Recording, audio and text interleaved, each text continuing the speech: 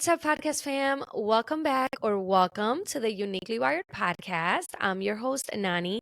And if you're watching on YouTube, you can see that I am in a different room. Okay. And this is actually my living room, you guys. And not to mention, it is nighttime. Okay. It is very rare when you will catch me recording an episode at nighttime because I should be in bed. Okay. Resting, girl. But here I am recording an episode because I want to get this episode out. I cannot believe it is already December. As y'all can see, I got my little fa la la la pillow back there.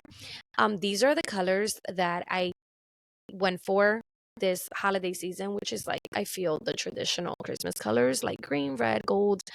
Um, yeah, so that's what it's given. Okay, I'm trying to get you in the Christmas spirit. Okay, but anyways, I cannot believe it is December. I can't believe we are about to say goodbye to 2025 and welcome a whole new year. So, with that being said, I wanted to get this episode out. And on today's episode, I want to talk about the holidays. Okay, the holidays, just prepping ourselves. Listen, I know the season is obviously magical, but it can also be overwhelming for families like ours. Okay, whether it's autism, ADHD, Down syndrome, any type of disability, like it can be overwhelming because there's a lot of changes going on. There is a lot happening in a matter of days, weeks. Just the entire month of December feels like a lot of things going on. And if you have your kids in school, then you know they are getting ready in a few weeks to have their Christmas break, their holiday break, their winter break, whatever they call it at your child's school.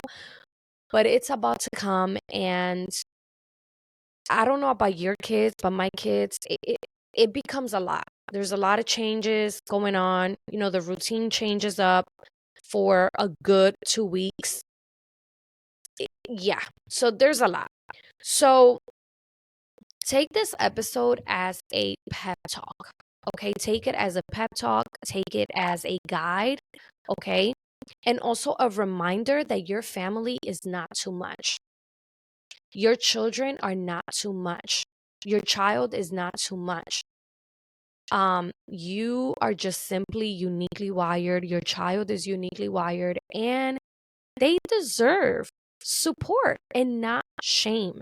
So I want you to be reminded of that as I go through this episode and as you listen. And I am going to be sharing some strategies with you. But first, let's get into it, girl. Okay.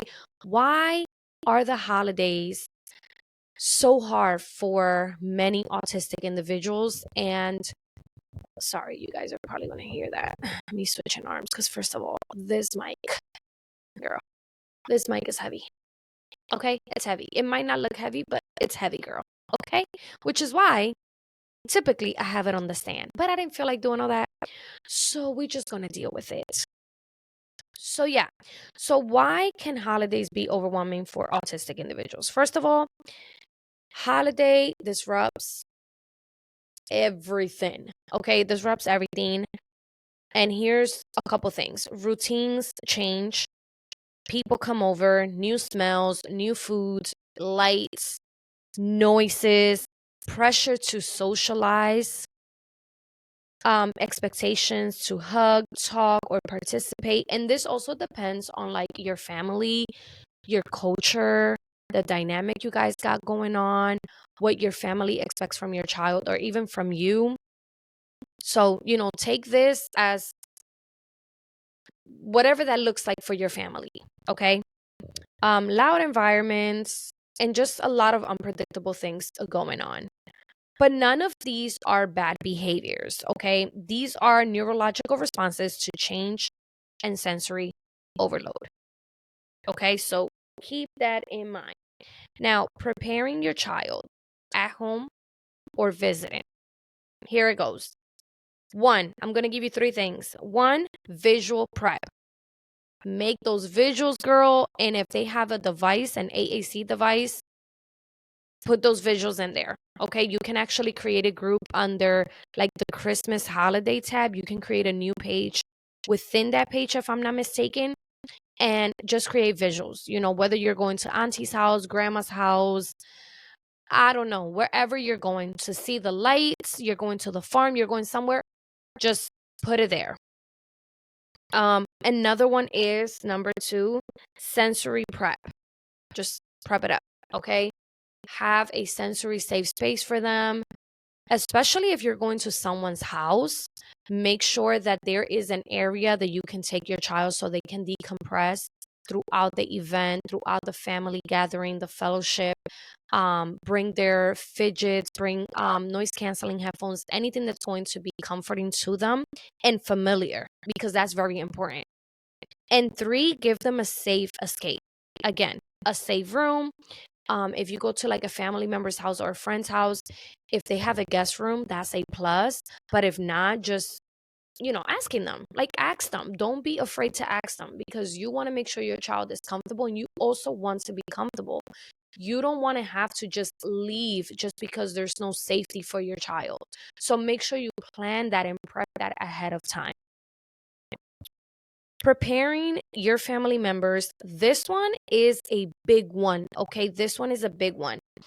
And I will say this, before the event, send them a gentle message. And you can say something like this: hey, just a heads up, we'll be doing things a little differently for my child. They may need headphones, right? Breaks, or quiet time. No forced hugs, no comments on eating, and no pressure to stay in the room the whole time. Thank you for supporting us. Simple. Like, this is not you asking them. This is not you like, this pretty much is not up for a debate. Like, you are telling them directly what you want, what this is going to look like for your child, period. Boom. Thank you for supporting. You're thanking them in advance. So I think this is like the nicest message you can have for them, okay? And just teach them simple things, right? Don't comment on stimming, because I don't understand, why are there still people commenting on stimming or just staring? Please don't. Don't do that. Don't be that person. Don't take lack of eye contact personally. Make sure you bring that up to them. Just bring it up, girl, because listen, you don't got time. Not this holiday season. It is 2025. People should know at this point. Don't force interaction. Some kids just don't listen, they just don't want to interact. I know for us, my daughter, let me tell you, she would be in her room the entire time. When she's ready to come down and socialize with the family, she will. And my family already knows that. Like, my family already knows, if Ellie is in the room, don't bother her. Go say hi to her, but come right back downstairs. Don't worry about her. She is fine. She will come down when she's ready. Period. I don't ever force my kids in my household. We don't force my kids to socialize. We don't force my kids to interact. We just don't. That's just not what we do. Don't criticize behavior as spoiled or rude. Say hello gently and walk away. That's it. Your family doesn't need to understand autism to respect your child. Okay? If I could drop this mic, I would, but I'm not, because it was pricey. Okay. But like, for real, you don't need to understand autism or any type of disability to like respect my child and their space. That's that. Now, I want to give you some strategies that work when you're hosting at your home. Number 1, control the sensory environment. Soft lighting, calm music, limit strong scents, candles, cooking smells. And that's more so like if your child has like lots of sensitivity when it comes to like what they're smelling, if it triggers their behavior, whatever the case may be, you know your child best. So I think what I'm mentioning to you right now, the strategies I'm giving you, this could work for you. It could not work for you. Maybe you've tried it and it didn't work. Maybe you haven't tried it, but you feel like, that might not be it. That's okay. I'm just sharing with you things that can actually work. Number two, start parties earlier for some children. Like doing things earlier is much better, especially if you have them on a specific routine at nighttime and you don't want to throw them off from that routine. Listen, especially if you're hosting in your house, people got to respect your rules. People got to respect however you want to move forward with the party. So that's it. If daytime is better and is less overstimulating, then host a daytime event. Maybe do brunch, maybe do breakfast. I know Thanksgiving, my in laws hosted and it was nighttime, but we made sure we left. Like everything ended before my kids' bedtime. So we literally got home when it was time to like get them started in their for their bedtime routine. And now Christmas Eve, usually we do like the Christmas service at church. Christmas Eve is like their family service.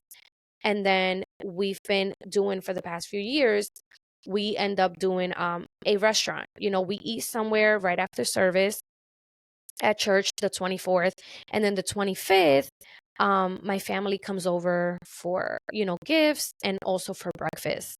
And then by the time it's like evening time, my family's already like wrapping up and getting ready to go.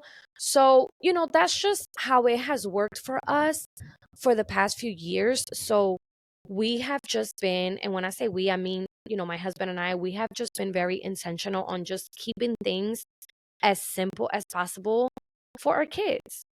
And, you know, it actually helps us too. Three, give your child a social menu. So, you know, here's some examples: wave hello, high five, quiet smile, sit with a sibling, play in the next room.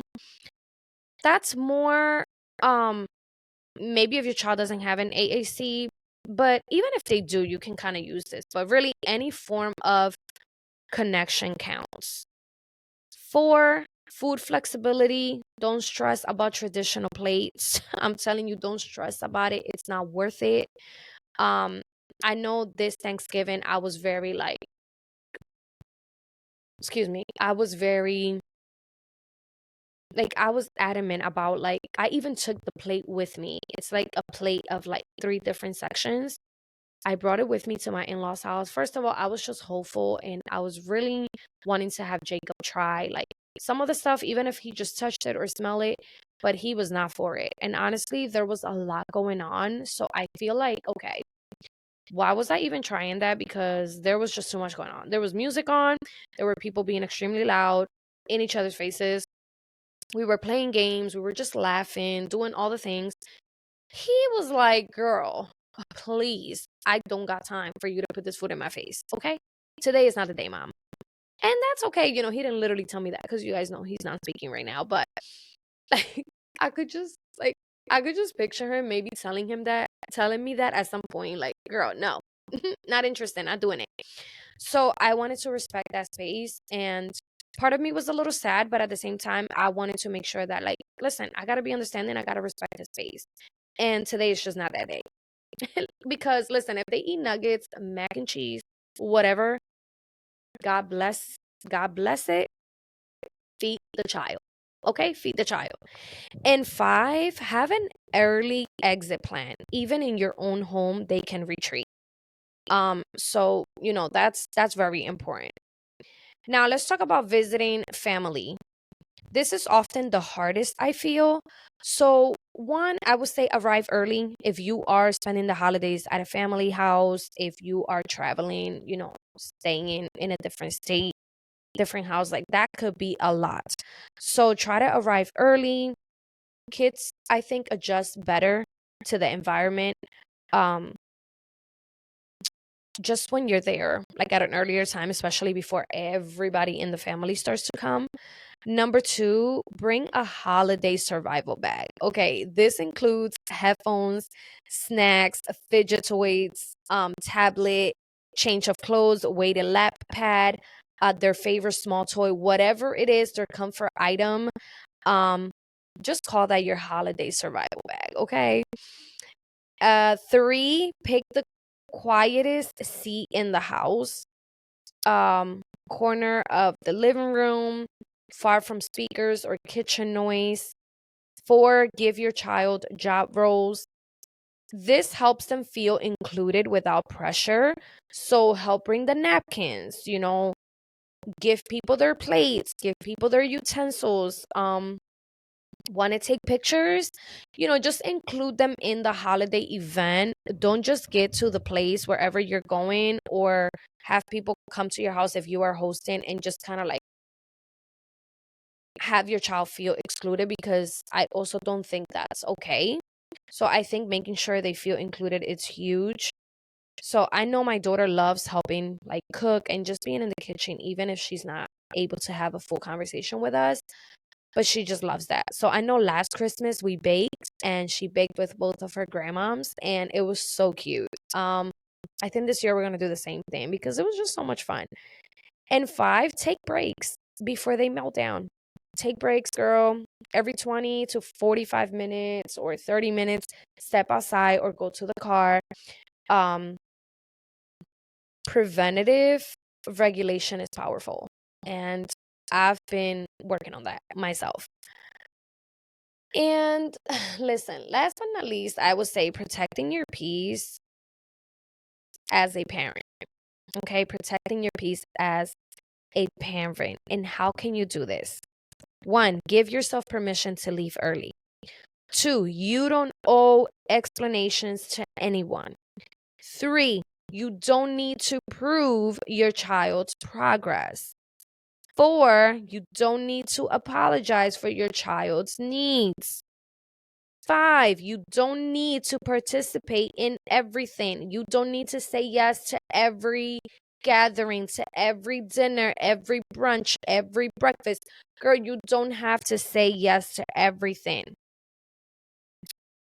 And the next one is, you definitely don't need to feel guilty for creating a holiday that works for your family, not anyone else's standards. Period. Okay. I feel like I could just drop the mic here and just like close this episode out. But listen, rest is holy, peace is holy, your child's needs are holy. You're not difficult. Okay. You are intentional. So keep that in mind. Keep that in the back of your head always. You are not being difficult. You're not being extra. You are simply being intentional, and you care about your child's needs and just their life, period. Okay. So I really just want you guys to make the best out of this holiday season. I get it. Like I said in the beginning of this episode, it can be overwhelming. It definitely can be overwhelming, overstimulating, whatever it is. But I want you to make the best out of it. I don't want you to just stay in your house. I don't want you to just not do anything and allow fear to control you, because I don't think that's healthy. I don't think that's the way God wants you to live. I don't think God wants you to live in fear. Like, He is not the God of fear. He is the God of peace and a sound mind. So fear comes straight from the pit of hell. So I really want you to move forward and make the best of this holiday season with your loved ones. Okay? I really, really want you to do that.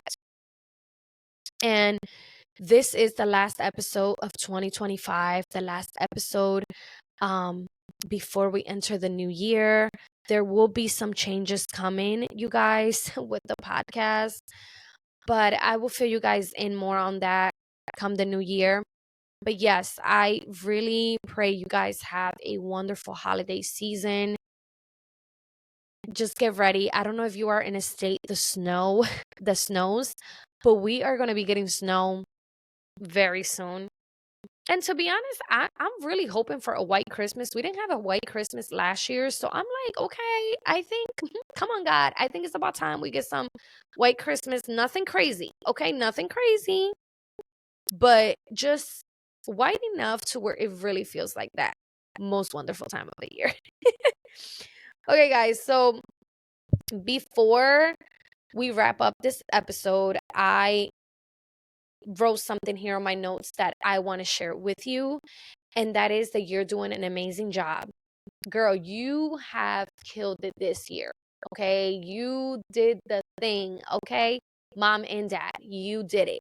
You did it. You showed up. You showed up like no one ever could show up for your child. And you should be proud of that. You are building traditions, not performing for approval. And it's okay if your holiday doesn't look like everyone else's. It's still yours, and that makes it beautiful. That's it. That's it. Worry about your family and having that experience together. And there's nothing more beautiful than that. So thank you for listening. And I'm going to wish you a happy new year now, because like I said, last episode for this year. Thank you for tuning in every episode. For my faithful listeners, thank you so much. I love you all so much. And I really pray that you enjoy this holiday season. And I pray for miracles, signs, and wonders, that you will be able to see your child flourish like never before. So yeah, I'll see you again in 2026.